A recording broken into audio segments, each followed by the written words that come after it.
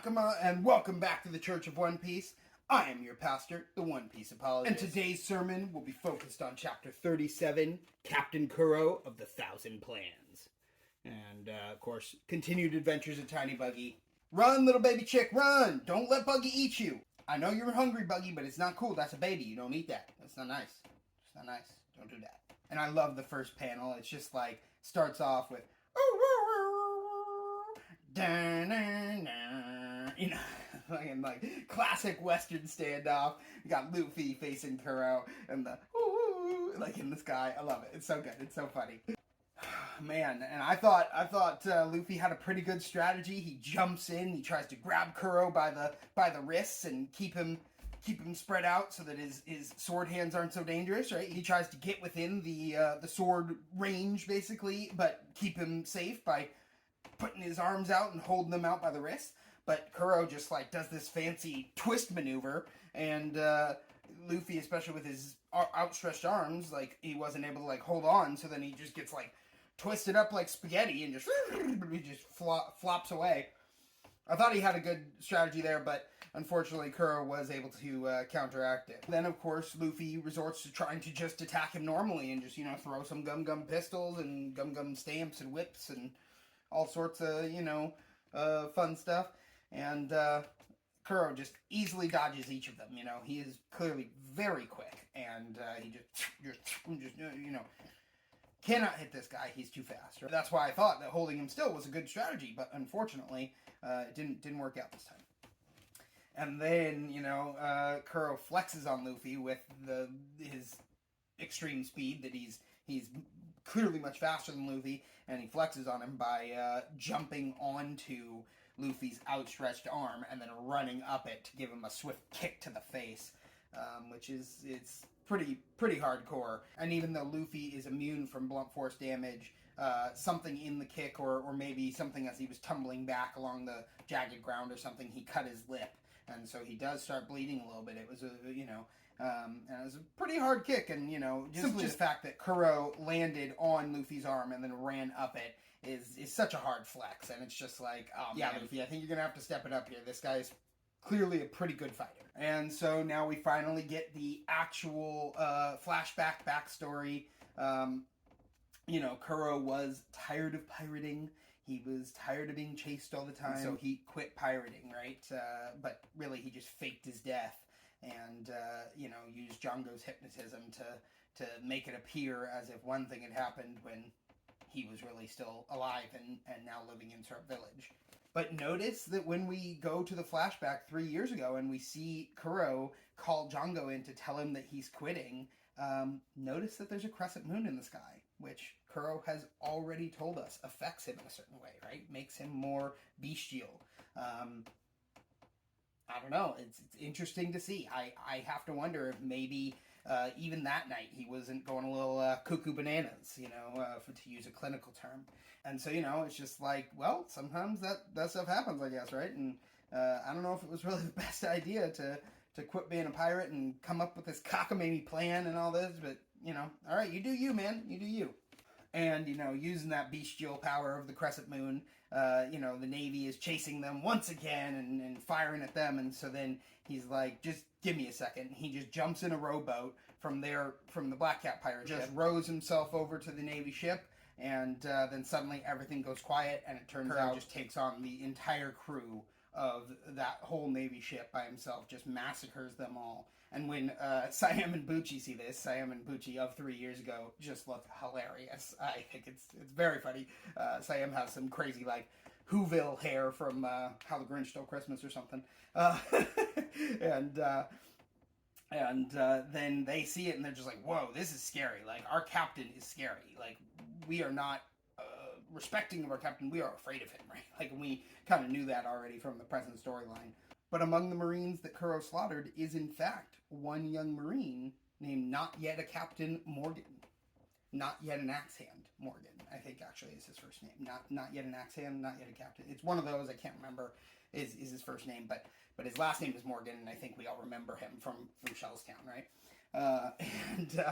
Yeah, he's here, and it turns out that it was not by his own strength that he achieved this greatness, this new rank, the rank of captain. It was actually that he was hypnotized to believe that he was the one who captured Captain Kuro. But really, Captain Kuro came and kicked his ass right along with everyone else, and he just had the slight good fortune to not die while everyone else died. And so he is now, sans one lower jaw and one, I believe it's right arm and one right arm. Notice also that you never really see his right arm in the flashback because I believe it's been. And so then Django hypnotizes him into believing that he was the one who took out Captain Kuro and that he's so great. And that basically, to me, is exactly why Morgan is so singular-minded in the present-day storyline where we met him in Shellstown. He's just completely focused on how great he is for having done this one major thing that gained him a promotion in the Navy. Because I think that's what happens to people who have that subliminal suggestion. It kind of becomes the only track for their thought. They hypnotized some random dude. I guess he was supposed to be a crew member of the Black Cat Pirates. They hypnotized him into thinking he is Captain Kuro, so that when Morgan takes this guy back to the Navy and has them execute him, they'll think they've executed Black Cat Kuro of 1,000 Plans, right? And of course, Django has hypnotized himself once again. 3 years ago, he obviously had not come up with the hat trick to cover his eyes, and so he's hypnotizing Morgan into thinking that he was the one who defeated Captain Kuro, and then he gets hypnotized himself. So they're back on the Black Cat pirate ship, and Django's all like, "I defeated Captain Kuro! I'm amazing!" And very funny stuff. Django is an idiot, and so always funny to me. Always funny. And I mean, once again, I think a lot of these villains seem to be projecting, right? Because did he just call Luffy a brat? I'm sorry. Which one of you is currently throwing a tantrum because things didn't go perfectly his way? Oh, yeah. Wait. That's you. That's you, Kuro. Are you serious? Are you really trying to say that Luffy is a brat? I mean, I guess he's really just belittling him because of his age, but it's kind of wild to me. I'm just like, no, man, you are very clearly the brat here, Black Cat Kuro. Then a great move by Luffy, though. Kuro is just like, it's time to die, and just comes charging at him with a claws forward, a whole hand of 5 sword claws just coming straight at Luffy, and Luffy just picks up the boulder that he chucked up here earlier in the last chapter. He chucked it at the Black Cat Pirates for making fun of Usopp, and so now he's picked up that boulder, and he just puts it in front of him, and Kuro's claws sink right into the boulder, and then Luffy just takes it, and he's like, "I've been trained to be a pirate. I'm super strong," and Kuro's just like, "Oh, I guess, being rubber isn't all you're good for." So he just picks up the boulder, and he just breaks off Kuro's claws from the one hand that got sunk in there, so now 5 of his claws are just short and stubby and not very useful. And then Luffy takes the boulder and brings it back across and smacks Kuro in the face and just knocks Kuro down, Luffy is such a creative fighter, and it's so cool. It's so good to see it. So, I love it. And of course, Luffy tells Kuro, if you don't want a reputation, then you shouldn't be a pirate. And he doesn't mean, oh, then you should quit being a pirate, then you should, perform this complicated plan so that you're not a pirate anymore, and blah, blah, blah. No, he means, then you shouldn't have become a pirate in the first place, dude. This is your bad. You made your bed, now lie in it. You reap what you sow, right? It's so obvious. Why does Kuro even think that he's in the right here? He's not. Obviously he thinks that because he's a sociopath. But and of course, the chapter just ends. Luffy's like, if you want to compare the size of our plans, mine is much bigger. And, that's because he's going to be king of the pirates, baby. You can't stop him. You can't stop him.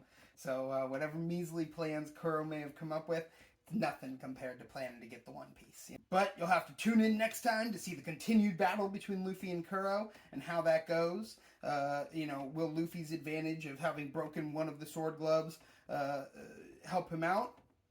We'll have to find out. And until then, this has been the review of Chapter 37, Captain Kuro of the 1,000 Plans. And as always, One Piece be with you.